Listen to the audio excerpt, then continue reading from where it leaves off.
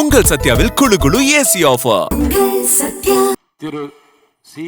Joseph Vijay அவர்களை முதலமைச்சராக கொண்ட அமைச்சரவை மீது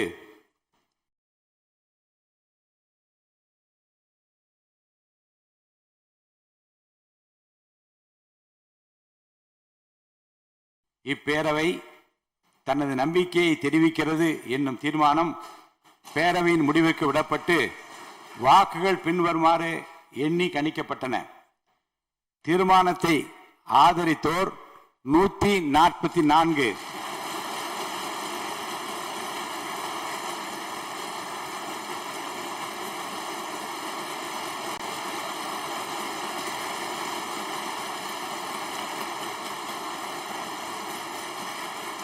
தீர்மானத்தை எதிர்த்தோர் 22, நடுநிலை வகித்தோர் 5. தீர்மானத்தை ஆதரித்தோர் அதிகமாக இருப்பதால் மாண்புமிகு முதலமைச்சர் அவர்களின் தீர்மானம் நிறைவேறியது, வெற்றி பெற்றது. மாண்புமிகு முதலமைச்சர் அவர்களின் தீர்மானம் வெற்றி பெற்றது என பேரவைக்கு அறிவிக்கிறேன். அமருங்கள். இந்த மகிழ்ச்சியான தருணத்தில் பேரவை தலைவர் என்கின்ற முறையில் என்னுடைய நல்வாழ்த்துக்களை மாண்புமிகு முதலமைச்சரின் அமைச்சரவைக்கும் அமைச்சருக்கு நான் தெரிவிக்க கடமைப்பட்டிருக்கிறேன். வான்மழை மேகமாய், ஒளிதரும் தீபமாய், தியாகத்தின் திருவிளக்காய், மனிதாபிமானத்தின் மறுவுருவாய், தமிழ்நாட்டின் நம்பிக்கை நட்சத்திரமாய், இந்திய திருநாட்டின் கலங்கரை விளக்கமாக விளங்கிக் கொண்டிருக்கிற தமிழ்நாட்டின் நிரந்தர முதலமைச்சர் மாண்புமிகு புரட்சி தளபதி அவர்களுக்கு முதற்கண் எனது இதயம் கனிந்த பாராட்டுக்களை தெரிவித்துக் கொள்கிறேன். அன்று மக்கள் மன்றத்திலே வென்றார். இன்று இந்த மாமன்றத்திலேயும் வெற்றி பெற்றிருக்கிறார். இதற்கு காரணம் உழைப்பு, தன்னம்பிக்கை, விடாமுயற்சி, மக்கள் மீது அவர் வைத்திருக்கிற அளவு கடந்த அன்பு. கான்பிடண்டா இருங்க, வெற்றி நிச்சயம் என்று சொன்னார். அந்த வெற்றியை நிலைநாட்டி இருக்கிறார். வெற்றி மீது வெற்றி வந்து என்னை சேரும் என்று பாடிய புரட்சி தலைவர் அவர்கள் அதை வாங்கி தந்த பெருமையெல்லாம் உன்னை சேரும் என்று பாடினார். இன்று முதல்வர் சொல்வார், வெற்றி மீது வெற்றி வந்து என்னை சேரும், அதை வாங்கி தந்த பெருமையெல்லாம் மாமன்ற உறுப்பினர்களே உங்களை சேரும், அதை வாங்கி தந்த பெருமையெல்லாம் தமிழ்நாட்டு மக்களே உங்களை சேரும் என்பார். அமைதியாக ஒரு புரட்சியை, ஒரு வெற்றியை நிலைநாட்டி இருக்கிறார். விஜய் என்றாலே விக்டரி, வெற்றியை தவிர ஏதுமில்லை.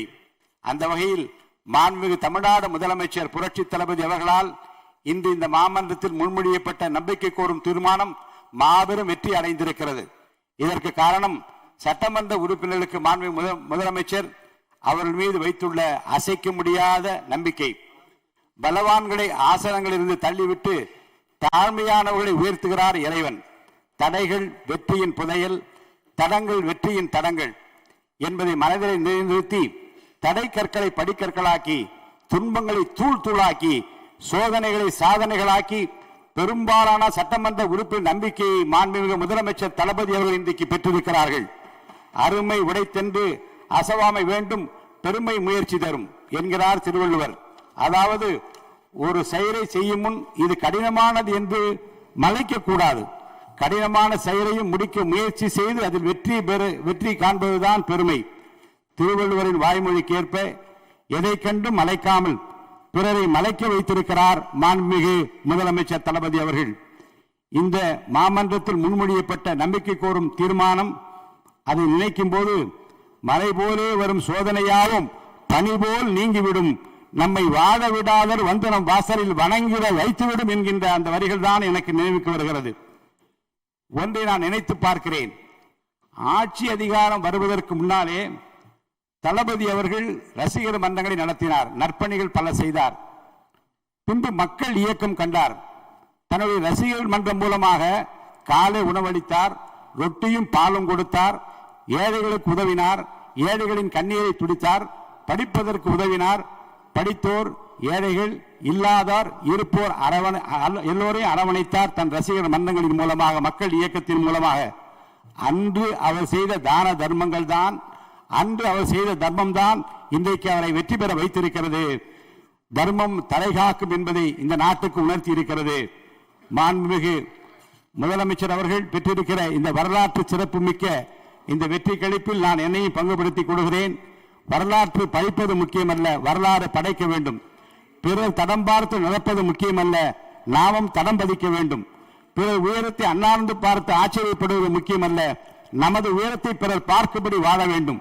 உயிரோடு வாழ்வது மட்டும் முக்கியமல்ல, உயர்வோடு வாழ வேண்டும் என்பதற்கு இலக்கணமாக மாண்புமிகு முதலமைச்சர் புரட்சி தளபதி அவர்கள் விளங்கிக் கொண்டிருக்கிறார்கள்.